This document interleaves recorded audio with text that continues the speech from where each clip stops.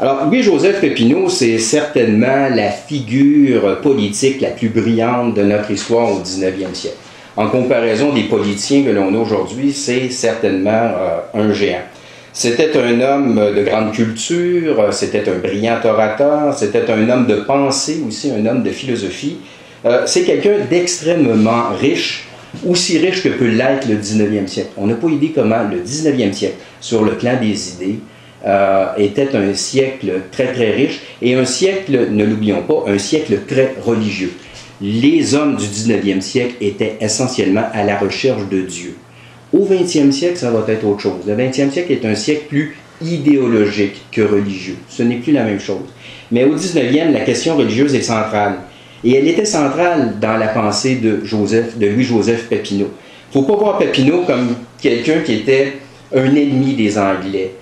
Il ne faut pas même le voir comme étant quelqu'un qui était d'abord un nationaliste canadien-français.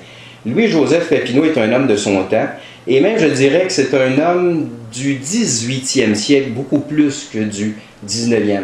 C'est un homme de la philosophie des Lumières.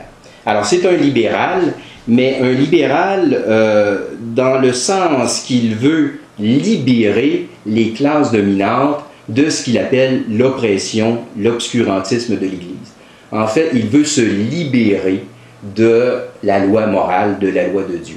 Papineau a étudié au Petit Séminaire de Québec et il a perdu la foi à l'âge de 18 ans. Il ne l'a jamais retrouvé. Il est mort en refusant les derniers sacrements. Son épouse, Julie Papineau, était très pieuse. Elle avait amené un prêtre sur son lit de mort, mais il a refusé. Il a même demandé à être enterré dans sa seigneurie et non pas dans un cimetière catholique. Alors, je dirais que l'ennemi numéro un de Louis-Joseph Papineau, c'était beaucoup plus le prêtre que l'anglais.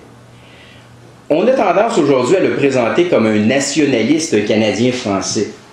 En réalité, ce que Louis-Joseph Papineau voulait, c'était que les colonies britanniques de l'Amérique du Nord deviennent autonomes, sans rompre complètement avec l'Empire britannique, mais il voulait qu'elle ait une autonomie intérieure par l'obtention de ce qu'on appelle la responsabilité ministérielle. Mais par la suite, il souhaitait que toutes ces colonies-là s'unissent dans une fédération de type américain. Alors donc, au fond, Louis-Joseph Papineau est beaucoup plus un précurseur de la Fédération canadienne qu'un précurseur de l'idée d'indépendance du Québec. Et même, il ne faut pas oublier que Papineau était un grand admirateur des Anglais, c'était un anglophile, il n'avait dans le début de sa carrière politique que des éloges pour le système parlementaire britannique. Il va délaisser ça un peu par la suite, mais pour donner finalement un admirateur des Américains. Jamais Papineau n'a été un admirateur des Français, et encore moins des Canadiens français. Donc Papineau n'est pas un nationaliste. Et quelque chose qui le montre, c'est le drapeau des Patriotes de 1837. C'était un tricolore horizontal. Or, à cette époque-là, les tricolores, c'était un symbole de révolution libérale. Hein. Ça venait du tricolore français, le bleu, blanc, rouge. Qu'il soit horizontal ou vertical, ça ne change rien. Mais là, on avait un tricolore horizontal. La barre supérieure était verte. Ensuite, il y avait une bande blanche et une bande rouge. Or, les trois couleurs représentaient trois groupes ethniques. Le vert pour les Irlandais, le blanc pour les Français et le rouge pour les Anglais.